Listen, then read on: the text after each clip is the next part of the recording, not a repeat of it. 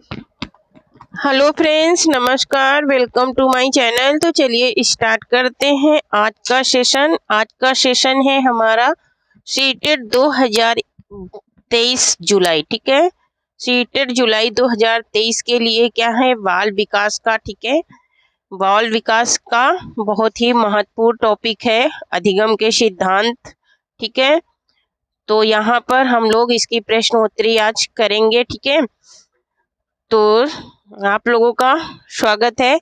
और आप लोग जो लोग चैनल को सब्सक्राइब नहीं करे हैं, प्लीज चैनल को सब्सक्राइब कर लें। ठीक है, तो स्टार्ट करते हैं आज का सेशन। ठीक है, तो आज तो मैं प्रश्नोत्तरी करा रही हूँ, इसके साथ साथ आप लोगों को इसकी पेडागोजी भी मिल जाएगी, हिंदी की, संस्कृत की। ठीक है, और बाल मनोविज्ञान की। तो ठीक है, तो सेशन में बने रहिए, आपको सब कुछ इसमें फ्री में मिल जाएगा। ठीक है, तो पहला क्वेश्चन है कि जिस प्रक्रिया में व्यक्ति दूसरों के व्यवहार को देखकर सीखता है, ना कि प्रत्यक्ष अनुभव से, को कहा जाता है, उसको क्या कहा जाता है? जिस प्रक्रिया में व्यक्ति दूसरों के व्यवहार को देखकर सीखता है, ना कि प्रत्यक्ष अनुभव से सीखता है, उस प्रक्रिया को क्या कहते हैं? जैसे हम कोई कार्य कर रहे हैं, ठीक है, और हमारे कार्य को देख करके कोई दूसरा सीखता है, तो उस काम को क्या कहा जाता है?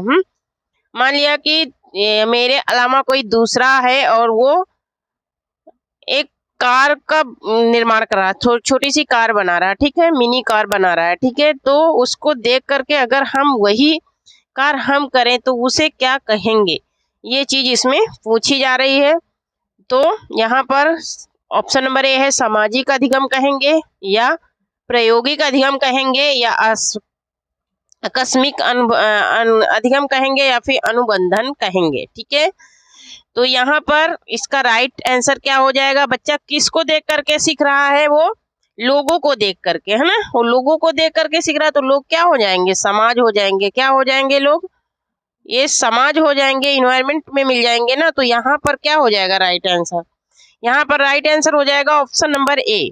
ठीक है, ऑप्शन नंबर ए हो जाएगा सामाजिक अधिगम, क्योंकि वो लोगों को देख करके सीख रहा, समाज को देख करके सीख रहा। ठीक है, इसलिए वो क्या हो जाएगा? सामाजिक अधिगम हो जाएगा। ठीक है, नेक्स्ट क्वेश्चन देखेंगे। नेक्स्ट क्वेश्चन है कि तत्परता का नियम किसने दिया?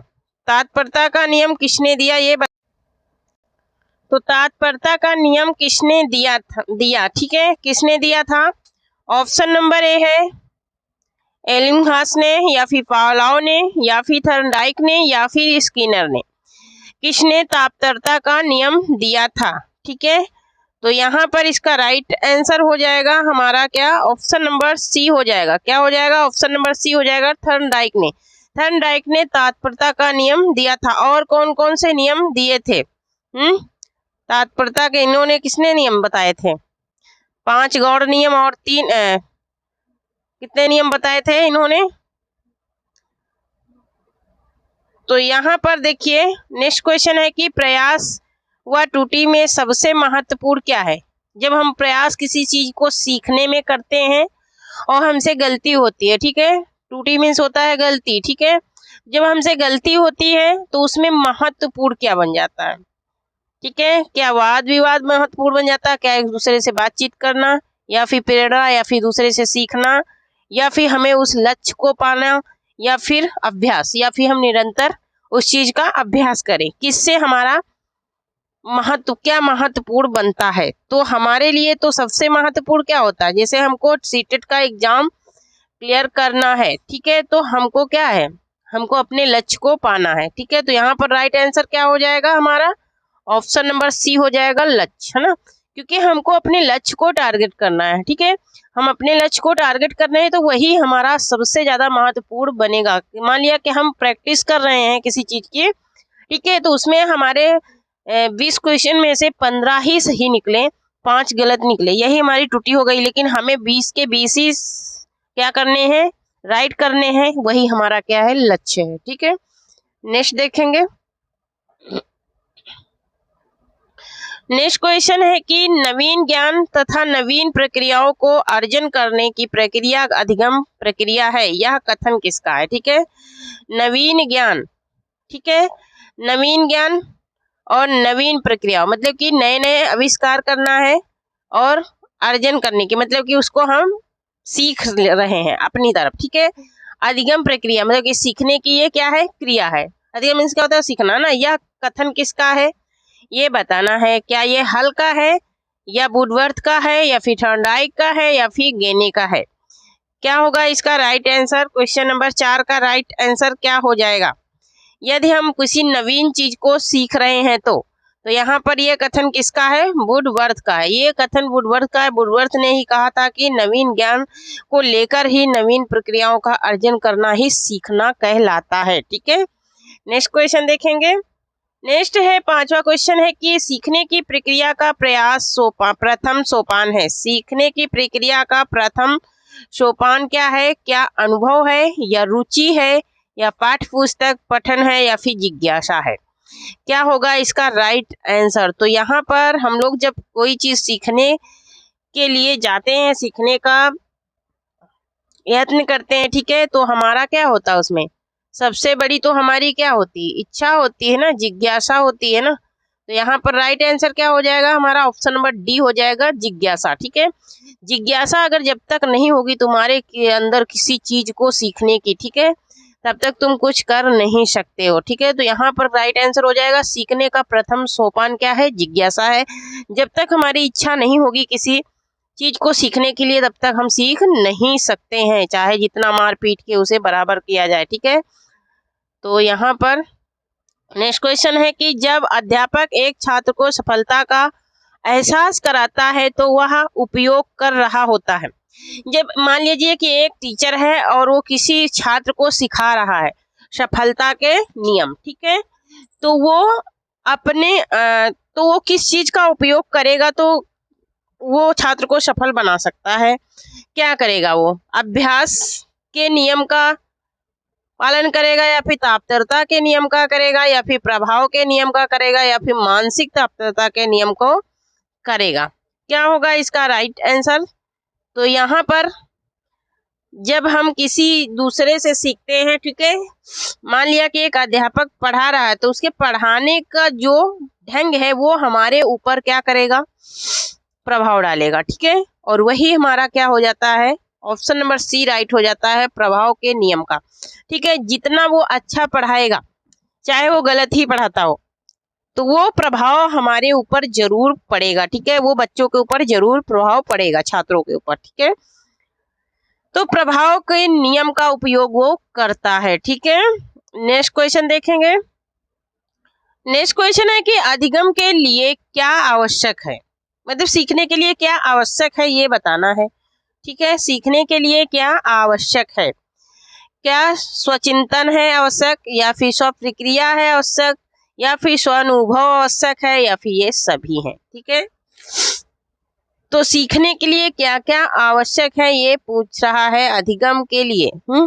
अधिगम के लिए क्या आवश्यक है? हम अधिगम करेंगे किसी काम का तो उसके लिए हमें क्या आवश्यकता पड़ेगी, ठीक है। तो यहाँ पर इसका राइट आंसर हो जाएगा हमारा ये सभी।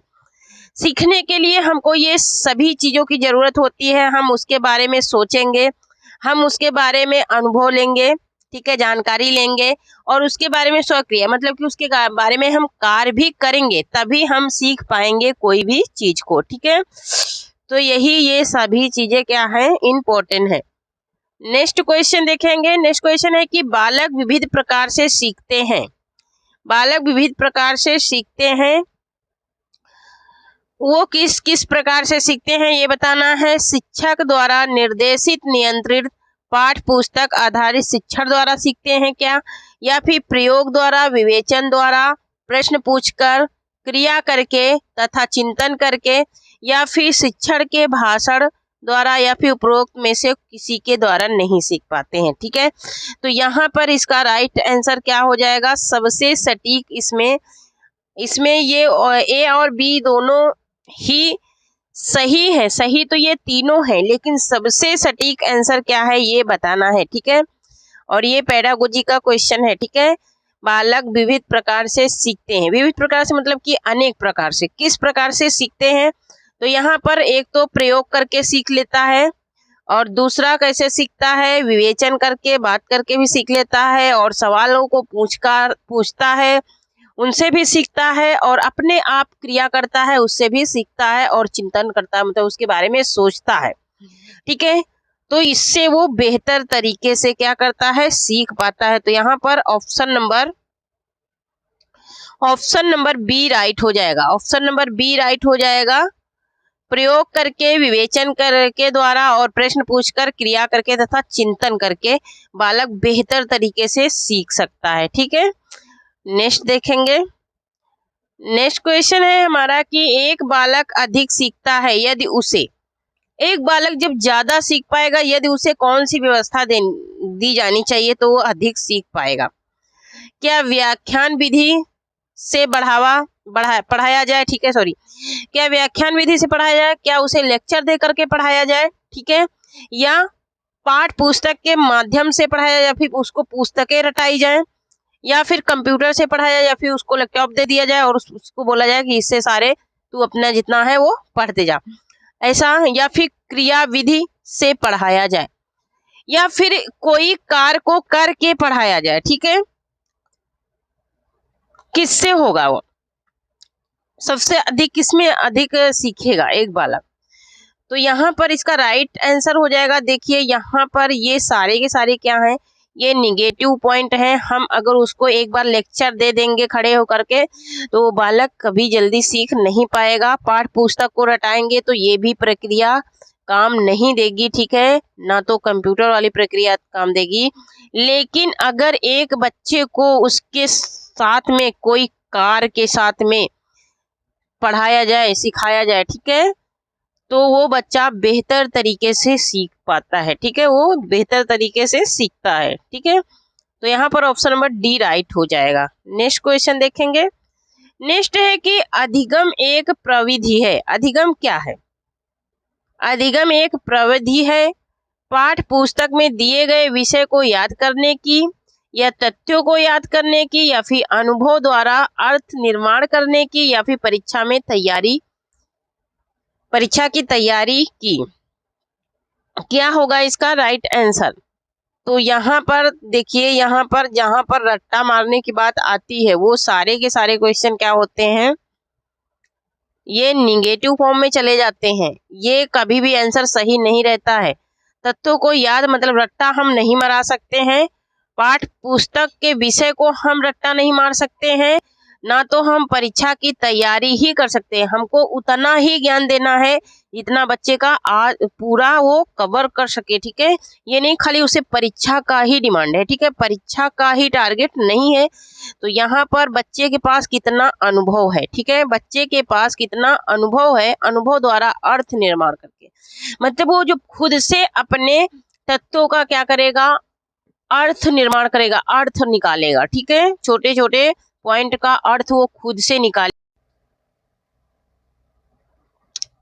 तो यहाँ पर अधिगम प्रभावशाली रूप से होता है यदि बच्चा को क्या करा जाए, संतुष्ट अनुभव दिया जाए, ठीक है, अनुभव करें, या फिर बच्चे को सीखने के लिए तात्पर किया जाए, या फिर बच्चा जो वह सीखता है उसे दोहराया जाए, या फिर बच्चा उपयोग सभी करे, या फिर ये सारे कार्य बच्चे को करने चाहिए।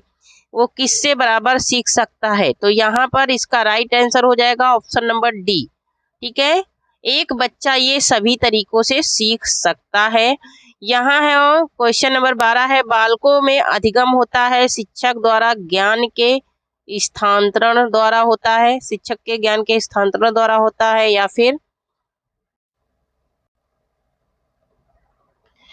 फिर ज्ञान को रटाने से होता है, या फिर पाठ पुस्तक को पढ़ाने से होता है, या फिर क्रिया करके होता है। तो यहाँ पर इसका राइट आंसर क्या हो जाएगा, सबसे ज्यादा ज्ञान बालक को किसमें सीखने को मिलता है? तो यहाँ पर क्रिया करके, है ना, किसी भी, मैंने पहले भी बताया कि किसी भी कार्य को करके सीखने में, ठीक है, किसी भी कार्य को करके सीखने में बहुत ही बेहतर तरीके से एक बालक को सिखाया जा सकता है। ठीक है, नेक्स्ट क्वेश्चन देखेंगे। नेक्स्ट है कि संकेत अधिगम के अंतर्गत निम्नलिखित सीखा जाता है, मतलब कि जो संकेत अधिगम होता है उसके अंतर्गत कैसे बेहतर तरीके से सीखा जा सकता है ये बताना है। ठीक है,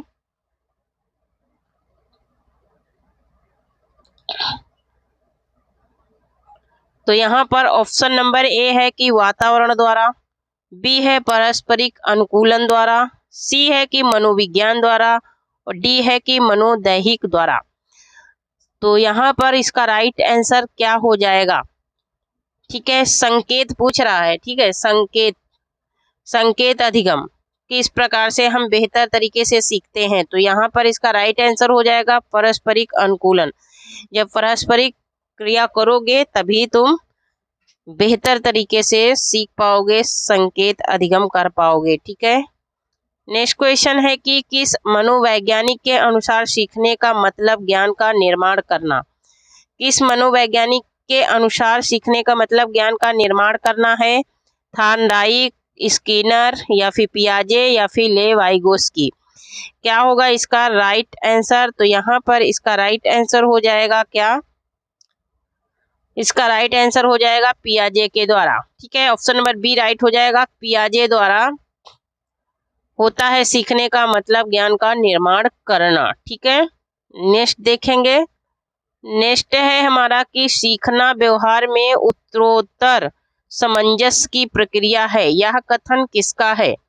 यह कथन किसका है? पियाजे का है या फिर क्रो का है या फिर स्किनर का है या फिर कोहलर का है? तो यहाँ पर इसका राइट आंसर क्या हो जाएगा? तो यहाँ पर इसका राइट आंसर बताना है तो ये स्किनर का है। ठीक है, ये स्किनर का कथन है। ठीक है, अभी कारण और कथन में क्वेश्चन बहुत पूछे जा रहे हैं। ठीक है, तो ये स्किनर का है। ठीक है, नेक्स्ट देखेंगे। नेक्स्ट है कि सीखने के नियम के प्रतिपादक हैं। सीखने के नियम के का प्रतिपादक किसने किया था? स्किनर ने किया था या फिर फ्रायड ने या फिर थॉर्नडाइक ने या फिर एडलर ने किया था? क्या हो जाएगा इसका राइट आंसर? तो यहाँ पर सीखने के नियम किसने दिए थे? सीखने के नियम किसने दिए थे? तो थॉर्नडाइक ने दिए थे ना, प्रभाव का नियम, तत्परता का नियम, और कौन सा नियम दिए थे? तो ये किसके नियम है? थॉर्नडाइक के नियम है। ठीक है, नेक्स्ट देखेंगे। नेक्स्ट है हमारा अधिगम का व्यवहार सिद्धांत निम्न में से क्या है? अधिगम का व्यवहार सिद्धांत निम्न में से कौन सा है? प्रबलन सिद्धांत है या फिर समृद्ध प्रतिक्रिया का सिद्धांत है या फिर स्किनर का क्रिया प्रसूत अधिगम का सिद्धांत या फिर उपरोक्त सभी हैं? क्या होगा इसका राइट आंसर? तो यहाँ पर सीखने के नियम पूछ रहा है। ठीक है, सीखने के नियम कौन कौन से हैं? तो वहाँ पर ऑप्शन नंबर डी राइट हो जाएगा, ये सभी ही सीखने के सिद्धांत हैं। ठीक है, नेक्स्ट क्वेश्चन है हमारा कि सीखने के प्रयास में, नेक्स्ट क्वेश्चन है कि सीखने के प्रयास और भूल सिद्धांत के प्रतिपादक हैं। मोस्ट इंपॉर्टेंट ये क्वेश्चन है। ठीक है, सीखने के प्रयास और मूल सिद्धांत भूल सिद्धांत के प्रतिपादक हैं पावलोव हैं या फिर थॉर्नडाइक हैं या फिर स्किनर हैं या फिर कोहलर हैं? क्या होगा इसका राइट आंसर? तो यहाँ पर इसका राइट आंसर हो जाएगा हमारा ऑप्शन नंबर बी हो जाएगा। ठीक है, ऑप्शन नंबर बी हो जाएगा, थॉर्नडाइक। थॉर्नडाइक ने प्रयास व भूल सिद्धांत का प्रतिपादन किया था, प्रतिपादक है। ठीक है, तो इसने त्रुटि और प्रयास का भी सिद्धांत दिया है। ठीक है, नेक्स्ट देखेंगे। नेक्स्ट है हमारा कि सीखने का क्लासिकल कंडीशनिंग सिद्धांत प्रतिपादित किया था। सीखने का क्लासिकल कंडीशनिंग सिद्धांत प्रतिपादित किसने किया ये बताना है। क्या थॉर्नडाइक ने किया या पावलोव ने किया या फिर कोहलरबर्ग ने किया या फिर स्किनर ने किया? क्या होगा इसका राइट आंसर? किसने किया था? तो यहाँ पर इसका राइट आंसर हो जाएगा ऑप्शन नंबर बी हो जाएगा, पावलोव ने। पावलोव ने ये नियम प्रतिपादित किया था। ठीक है, अपने कुत्ते के द्वारा।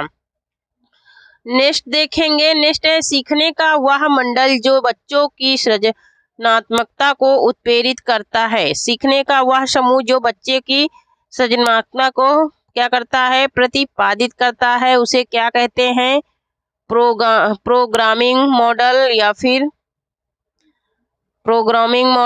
फिर रचनावादी मॉडल या फिर बैंकिंग मॉडल या फिर इनमें से कोई नहीं। तो यहाँ पर इसका राइट आंसर क्या हो जाएगा, इसका राइट आंसर हो जाएगा हमारा क्या, रचनावादी मॉडल। ठीक है, रचनावादी मॉडल। जब हम किसी चीज का मॉडल बनवाते हैं तो उसमें बच्चे बेहतर तरीके से सीखते हैं। ठीक है, नेक्स्ट देखेंगे। नेक्स्ट है कि कौन सा सीखना अस्थाई होता है, कौन सा सीखना अस्थाई होता है, सुनकर सीखना या फिर रटकर सीखना या फिर समझकर सीखना या फिर देखकर सीखना।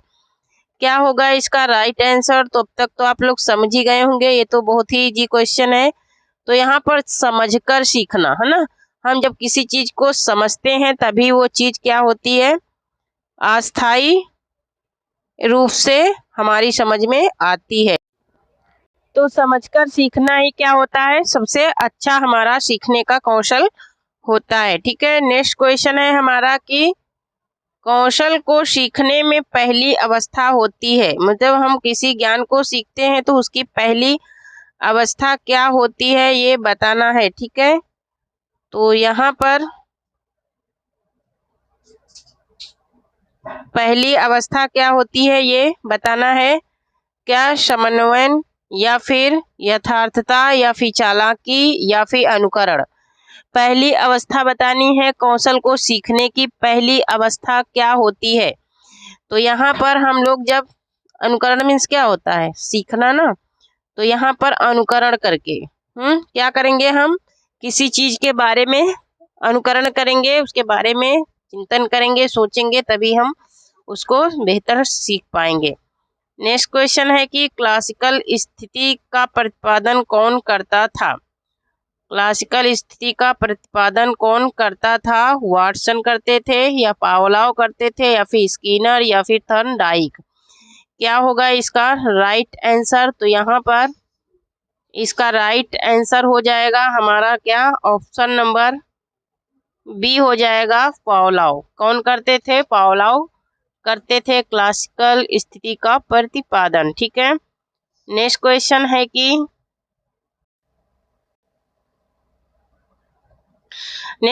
कि निम्नलिखित में से कौन सा सिद्धांत यह दर्शाता है कि अपेक्षित व्यवहार के सन्निकट सकारात्मक प्रतिक्रिया तथा पुनर्बलन के फलस्वरूप व्यवहारात्मक विकास किया जा सकता है। कौन सा ऐसा सिद्धांत है जो ये दर्शाता है, क्या वाद्य अनुबंधन है या फिर शास्त्रीय अनुबंधन है या फिर ऑपरेट अनुबंधन है या फिर सामाजिक अनुबंधन है। क्या होगा इसका राइट आंसर क्वेश्चन नंबर 24 का। तो यहाँ पर इसका राइट आंसर हो जाएगा हमारा क्या, ऑप्शन नंबर सी हो जाएगा। क्या हो जाएगा, ऑप्शन नंबर सी हो जाएगा, ऑपरेट अनुबंधन। नेक्स्ट क्वेश्चन है कि निम्न में से कौन से कथन को सीखने की प्रक्रिया की विशेषता नहीं माननी चाहिए। क्या शैक्षिक संस्थान ही एकमात्र स्थान है जहां अधिगम प्राप्त होता है।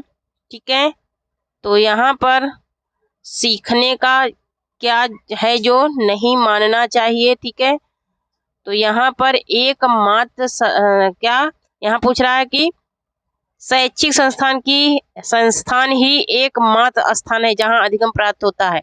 तो यहाँ पर नहीं पूछ रहा है। ठीक है, नहीं पूछ रहा है यहाँ पर, तो नहीं में तो यही सही रहेगा, यही सबसे ज्यादा राइट रहेगा। फिर भी मैं देख लेती हूँ, बाकी ये option number A he right रहेगा। ठीक है, बाकी मैं देख लेती हूँ ऑप्शन। तो यहाँ पर ऑप्शन नंबर बी है कि अनधिगम भी सीखने की प्रक्रिया है या फिर सीखना एक व्यापक प्रक्रिया है या फिर सीखना लक्ष्योन्मुखी होता है। तो ये तीनों ही क्या है, राइट हैं, लेकिन ऑप्शन नंबर ए क्या है, वो रॉन्ग है। ठीक है, वो निगेटिव फॉर्म में है, वो गलत है। ठीक है, यहाँ पर देखेंगे, नेक्स्ट क्वेश्चन देखेंगे। नेक्स्ट है कि निम्नलिखित में से किस कथन को सीखने के लक्षण के रूप में नहीं माना जा सकता है। यहाँ पर भी नहीं पूछ रहा है, ठीक है, नहीं माना जा सकता है। व्यवहार का अध्ययन सीखना है या फिर सीखना कुछ ऐसी चीज है जो कुछ अनुभव के परिणाम स्वरूप घटित होता है, या फिर अनधिगम भी सीखने का एक हिस्सा है, या फिर सीखना एक प्रक्रिया है जो व्यवहार में मध्यस्थता करती है।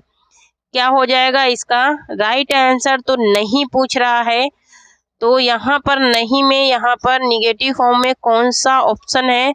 तो यहाँ पर ये तीनों ही राइट हैं, ठीक है, तीनों ही राइट हैं, लेकिन यहाँ पर ऑप्शन नंबर ए जो है ये व्यवहार का अध्ययन करने से कोई सीख नहीं पाता है, ठीक है, व्यवहार का अभ्यास करने से, रट्टा मारने से कोई नहीं सीख पाता है, ठीक है। यहाँ पर सीखना कुछ ऐसी चीज है जो अनुभव के परिणाम स्वरूप घटित होती है, जो हमारा अनुभव होता है, जो हमारी बुद्धि होती है, उसके फल परिणाम स्वरूप वो हमें रिजल्ट देती है। या फिर अनधिगम सीखना मतलब किसी भी हिस्से को हम क्या करते हैं, किसी भी चीज को बनाते हैं या फिर बिगाड़ते हैं, वो भी सीखना कहलाता है। सीखना एक प्रक्रिया है, एक मतलब कि एक प्रकार का एक कार्य है जो मध्यस्थता करती है, मतलब कि जो हमारे व्यवहार को अग्रसर करती है, ठीक है। तो यही हो जाएगा ऑप्शन नंबर ए, इसका निगेटिव है, तो यही राइट आंसर हो जाएगा। नेक्स्ट क्वेश्चन देखेंगे। क्वेश्चन नंबर 27 है कि सिद्धांत के रूप में रचनावाद क्या है? सिद्धांत के रूप में रचनावाद क्या है? अनुकरण की भूमिका पर केंद्रित है, या फिर सूचनाओं को याद करने या पुनः स्मरण द्वारा जांच करने का बल देता है, या फिर शिक्षण की प्रभुत्वशाली भूमिका पर बल देता है, या फिर दुनिया के बारे में अपना दृष्टिकोण निर्मित करने में शिक्षार्थी की भूमिका पर बल देता है।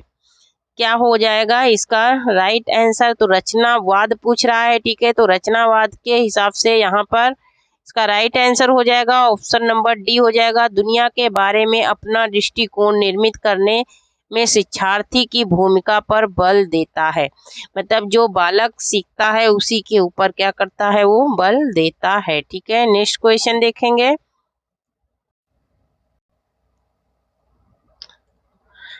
नेक्स्ट क्वेश्चन है कि बच्चों की सीखने की प्रक्रिया में माता पिता ... भूमिका निभानी चाहिए। माता पिता को किस प्रकार की भूमिका निभानी चाहिए ये बताना है। अग्रोमुखी, नकारात्मक, सहानुभूतिपूर्ण या फिर तटस्थ। तो यहाँ पर इसका राइट आंसर हो जाएगा हमारा क्या ऑप्शन नंबर ए हो जाएगा, अग्रोमुखी। सबसे पहला रोल किसका होता है? माता पिता का होता है, ठीक है। पहली शिक्षिका कौन होती है? माँ होती है, ठीक है। इसलिए अग्रोमुखी भूमिका निभानी चाहिए बच्चों के सीखने की प्रक्रिया में, ठीक है। नेक्स्ट क्वेश्चन है कि छोटे शिक्षार्थियों में निम्नलिखित में से कौन सा लक्षण पठन कठिनाई का नहीं है? यहाँ पर भी निगेटिव फॉर्म में पूछ लिया है, ठीक है, नहीं बताना है। तो यहाँ पर नहीं के लिए क्या हो जाएगा, क्या शब्दों और विचारों को समझने में कठिनाई, या फिर पठन गति और प्रवाह में कठिनाई, या फिर सुसंगत वर्तनी में कठिनाई, या फिर वर्ण एवं शब्द पहचानने में कठिनाई। इसका राइट आंसर क्या हो जाएगा? 29 का राइट आंसर क्या हो जाएगा? यहाँ पर बच्चे को सबसे पहले सीखने में शब्दों को विचारों को समझने में कठिनाई होती है, मतलब कि शब्दों के अर्थों को ये नहीं निकाल पाता है। जो कक्षा 5 और कक्षा 1 और 2, 3 या 4, 5 का विद्यार्थी है वो शब्दों के अर्थों को नहीं निकाल पाता है, ठीक है, यही इसका